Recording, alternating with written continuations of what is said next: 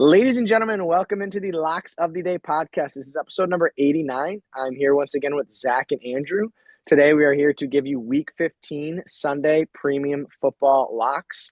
We're coming off a tough pod on that Thursday night football game with the Bucs versus the Falcons. Absolute dirtbag game, shit game. We move on though to picks that we like much more. That game was tough. Yeah, just a garbage game overall. And you know how we do it here at LOCKSOTD. We're going to bounce back. We're also bringing in a anytime touchdown parlay that pays 16-1. That is a plus 1,600. Great value. We cashed one 2 weeks ago around the same value, if not higher. But yeah, we're going to get right into our picks. Andy, you have a 3-star kid. Go ahead and give it to him. Yes, sir. 3-star for this weekend is going to be Bengals plus 3.5. It's a minus 145. Taking the home underdog here with the points. With how bad the Ravens have been, hard to bet on them right now, especially on the road in a divisional game. But Ravens just can't seem to figure it out. They've struggled all year scoring touchdowns, like getting into the red zone. Only settling for field goals won't win you this game. And with how that defense has been lately, since he just tossed up 32 on them 2 weeks ago, and Steelers just put up 27 on them last week. And just looking at the Ravens schedule in the past games, they've only beaten up on bad teams really, and only teams with positive record they're just getting. The only team that they've beaten with a positive record is the Bears, and they kind of beat them pretty good, but that was early in the season. And Bengals, they've been fucking rolling since Burrow's returned, putting up 32 against the Ravens, and then 34 last week in a loss to the Bills. But Burrow has looked very, very good in his return. O-line's been very solid, only allowing 2 sacks in those two games. So, like him being back, he's been electric. He's thrown for 6 touchdowns in his 2 games, averaging 270 yards in the air. I just think that the Ravens will have to keep up with the Bengals scoring, and I don't think they can. And it's a divisional game, so it could be close. Bengals could fucking lose by a field goal and we still cash. So give me Bengals plus 3.5 minus 145. Love it, Joe Shiesty. Back Mhm. in Joe Shiesty. Buddy's been looking good.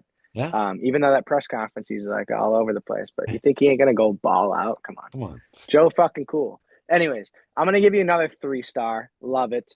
I'm going 3-star on the Minnesota Vikings. Justin Jefferson, 60 plus receiving yards at a minus 120. This is absolutely insane that 60 yards is even his line. It's sad to say the least.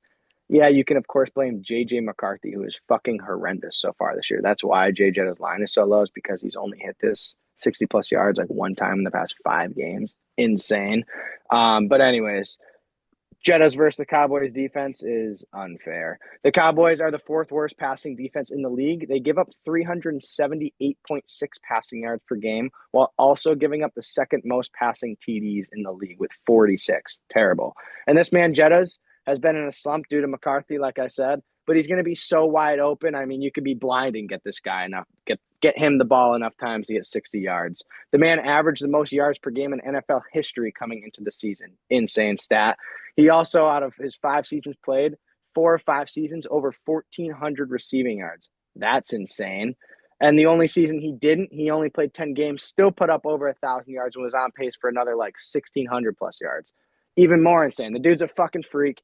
He has not been seeing nearly enough targets, which has to change this week versus a shitty defense. He's going to be so open. Like, how can you not get this guy the ball? If he doesn't get at least 60 yards, JJ McCarthy legitimately needs to be cut by the Vikings. Like, that is embarrassing.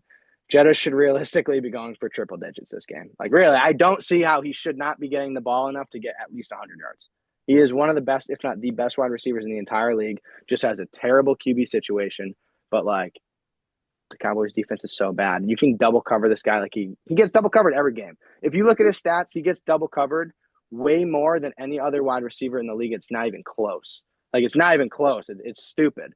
But anyways, the Cowboys could triple cover him. The dude's still going to fucking get open. So JJ McCarthy, open up your eyes a little bit. Get this man the ball. 60 yards should cash easily. Maybe even the first half. Not worried. So lock in that 3-star. Justin Jefferson, 60 plus receiving yards at a minus 120. Zach, you got a pick. I love it. Go give it to him, kid. Yeah, our 2-star is going to be Bills money line at a minus 120. In this game, Bills are 9-4, Pats are 11-2. The Bills are the favorite, even though they are in Foxborough this Sunday. They are a 1.5 point favorite. That line might change, who knows? But the line doesn't make any sense. Patriots went into New York this year. They went into Buffalo. They beat them.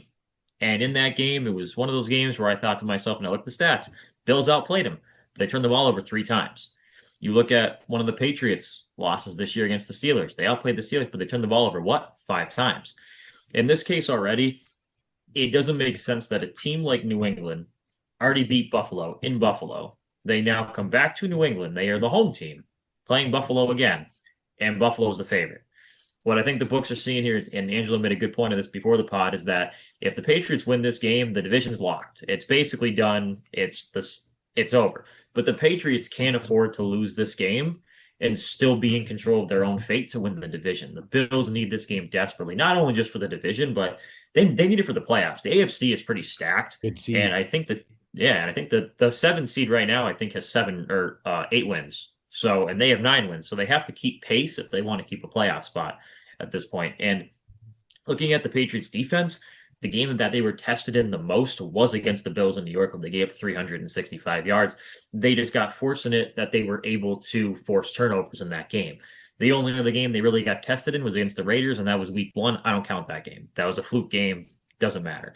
And when you look at the Patriots, and this is not their fault, their defense really hasn't been tested this year because they really haven't played any good opponents. And, you know, you have to play who's on your schedule, which isn't their fault. But when you look at it, really the best team that they've played offensively is the Bills, and the Bills were able to do this to them.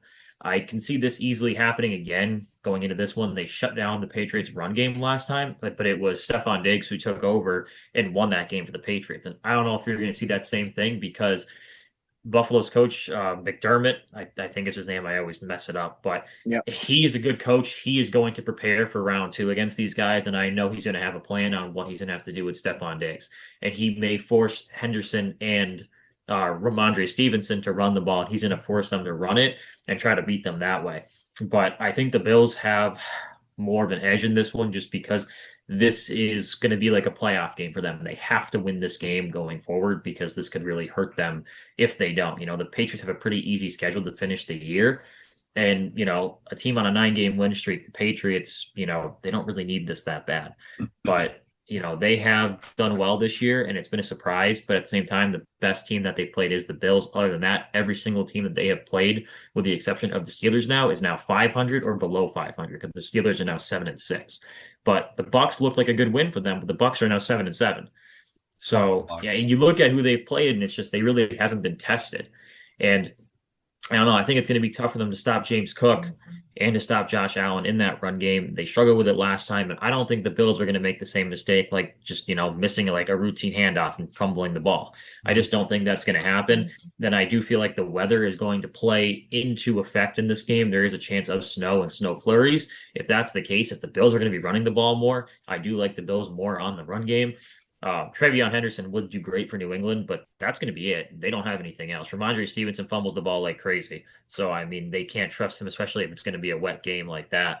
And honestly, through the air, May and Allen are going to trade blow for blow. And in this case, in a game that means more, Josh Allen, I think, will take it. And if you haven't noticed too, Josh Allen's been in the news all day today because he's got a kid on the way.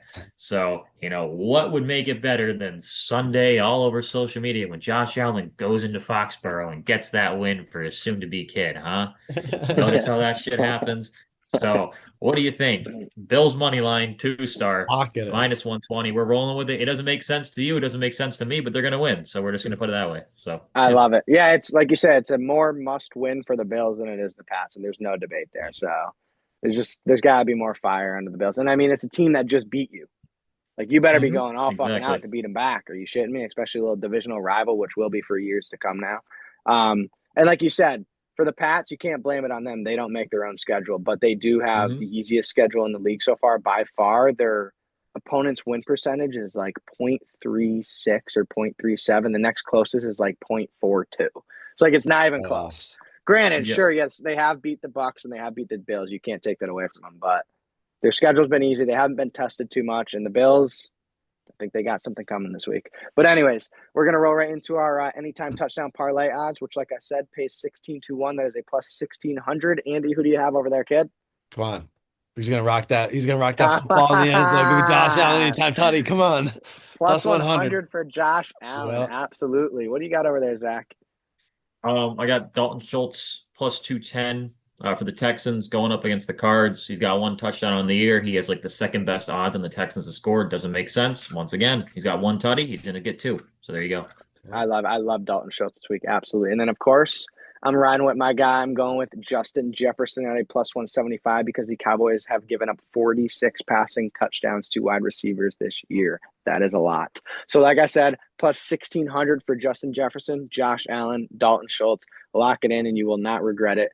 But you boys got anything else? I'm all set.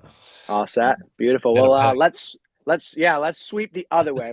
We had 3 L's for Thursday Night Football. That ain't happening this week. I promise you that. We're going my to luck, the Texans might throw in their third string tight end when they're on the 1 yard line. So who knows at this point? You never know. To be fair, the fucking Bucks did it last night. Guy plus 1,400 scored who didn't have a catch all year. So, but yeah, let's put Sean Tucker in the game who got 3 carries all game. So fuck me, I guess. But yeah.